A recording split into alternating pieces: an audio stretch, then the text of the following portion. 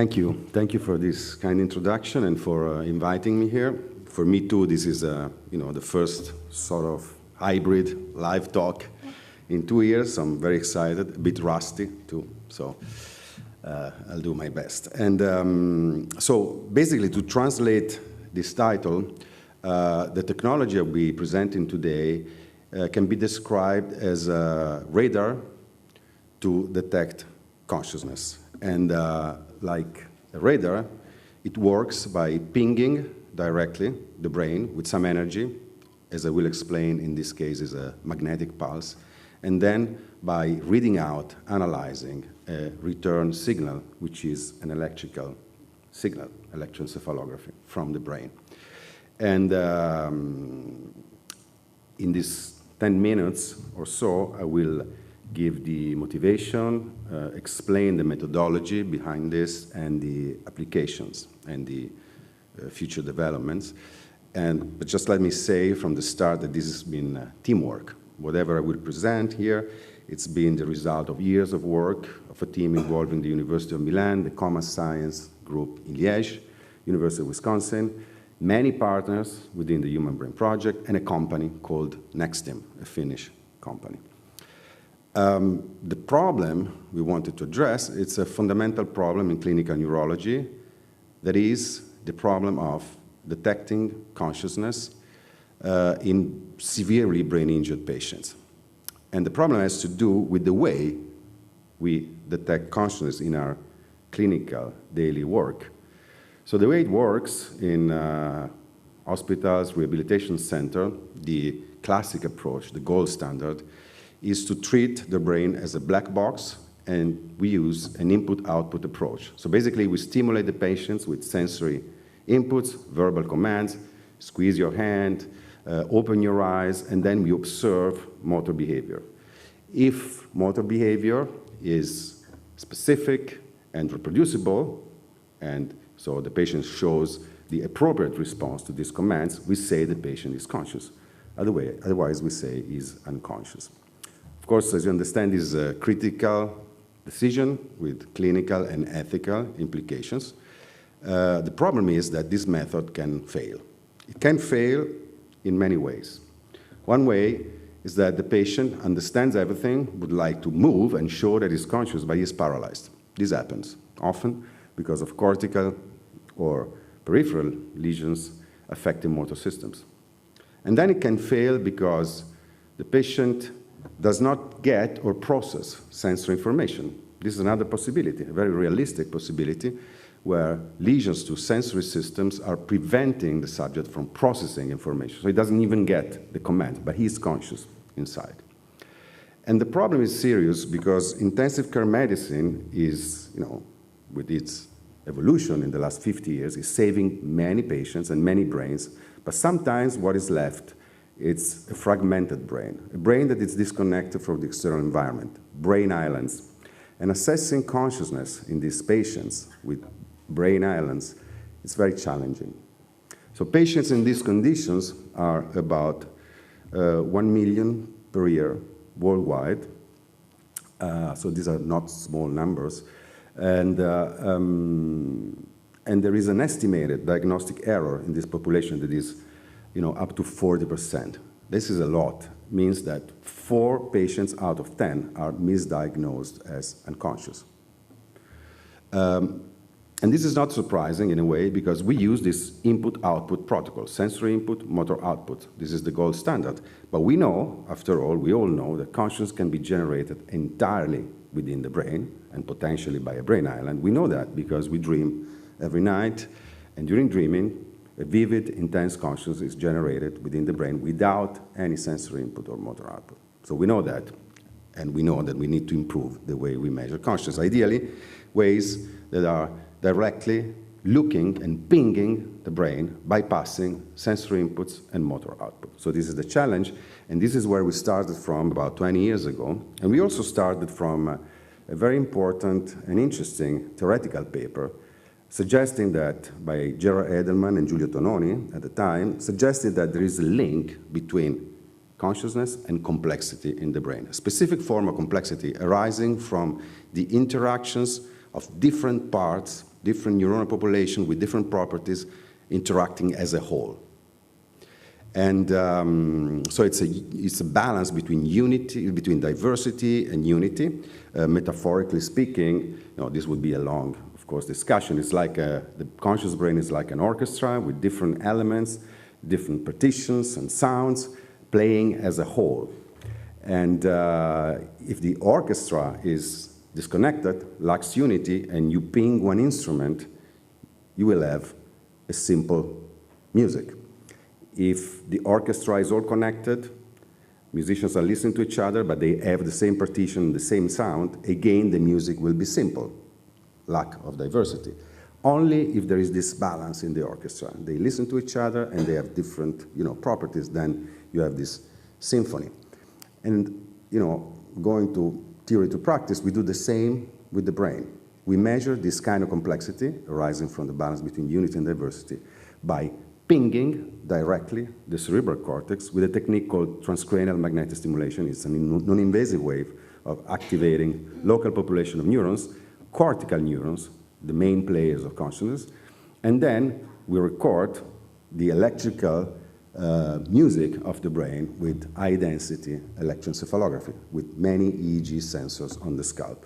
And then we measure the complexity of this pattern.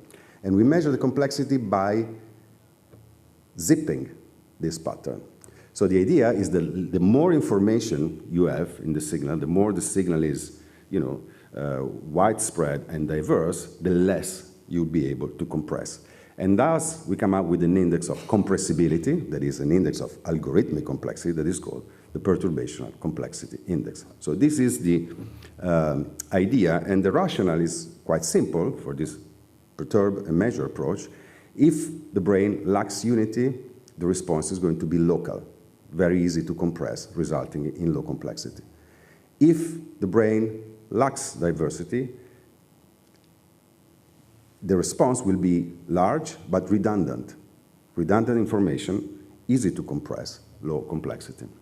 Only if the brain reacts to the perturbation with responses that are differentiated and integrated at the same time, then you have a pattern that is widespread but diverse, and you need a lot of information to compress. Complexity will be high. So this is the idea. In practice, going to the lab, the way it works looks like this. So this is a prototype that we are testing now together with Nexstim. It's the latest version of the prototype. What you're going to see here, it's a TMS stimulator on the head of the patient. TMS is guided through an infrared system on the MRI previously acquired of the subject, so we know where and how strong we're stimulating. And at the same time, we read out the response of the brain. So it's really perturb and measure. And this is the kind of signal that we analyze. So over the years, we've been applying this technique in a validation process for about 15 years, spanning many conditions where we know that consciousness is present and absent. I'll give you some examples here. So on the left side, in the red box, you see conditions where subjects are definitely conscious. We know because they talk to us, or maybe they wake up from a dream and they tell us, I was conscious. And you see that eyeball complexity is high. And then you can quantify this. You see that there are these responses that are rich, widespread, and reaching information. And this is true not only in wakefulness, but also in brain injury patients who are able to communicate, and also in cases where consciousness is disconnected. This is a challenging case. Dreaming and ketamine hallucinations at anesthetic dose. So the patients are responsive, but hallucinating, and then after you have a report, or I was hallucinating, and you can measure high complexity. On the right side, you see situations where we know consciousness is lost. So we, perform the measurement, deep non-REM sleep, then we wake up the subject and we ask him, were you there? And he said, no, I wasn't there, I wasn't conscious, or anesthesia with different anesthetics, midazolam, propofol, xenon. So this was a long testing, validation processes, almost a calibration of the measure. And then we felt confident to go at the bedside of patients, to point the radar in the gray area, the unknown condition of unresponsive subjects. And I want to give you a practical example first of how it works and what are the implications of this measure on clinical decisions in real-life situations. So let's take two patients. They are both behaviorally unresponsive. So they're considered unconscious or in a vegetative state. Now, you open the black box of the brain by pinging the cortex and measuring complexity. And you see that there is one patient, this one here, patient 1, where you see high complexity. The kind of complexity that in benchmark condition is always associated with the presence of consciousness. So in this case, you have an indication that something is in there and that might be a problem, not so much with the presence, absence of consciousness. Consciousness is there in an isolated brain, but there is a problem with executive functions, motor functions.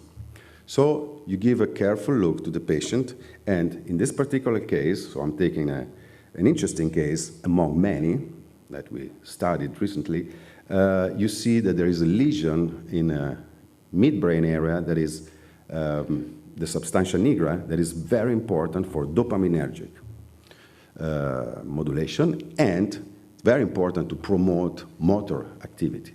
So the doctors suspect, okay, there is complexity, there is a lesion that is impacting motor activity, the patient is conscious, it's probably blocked in sort of an akinetic state.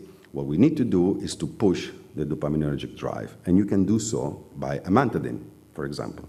And this is what happens a few weeks later when the patient is assessed behaviorally again. So what happens here is that doctors are asking the patient to move different fingers, and the patient does so, very reproducibly. Now consciousness is evident in behavior, but consciousness was evident before through in the brain if you point the right radar and if you measure complexity. So there are many examples like this. Patient on the right side is more complicated. Here you have low complexity responses. In this patient, the challenge, of course, is to restore complexity. But this is a longer story. This is a story where we are, we are actively working within the Human Brain Project. First, you need to understand the mechanism of loss and recovery of complexity.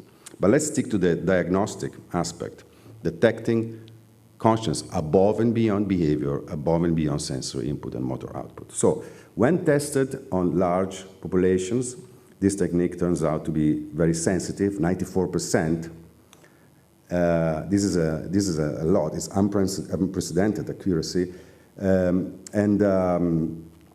not only when you compare it to the behavior evaluation, but also when you compare it to other electrophysiological and neuroimaging techniques. So this is a step forward in our sensitivity in detecting consciousness.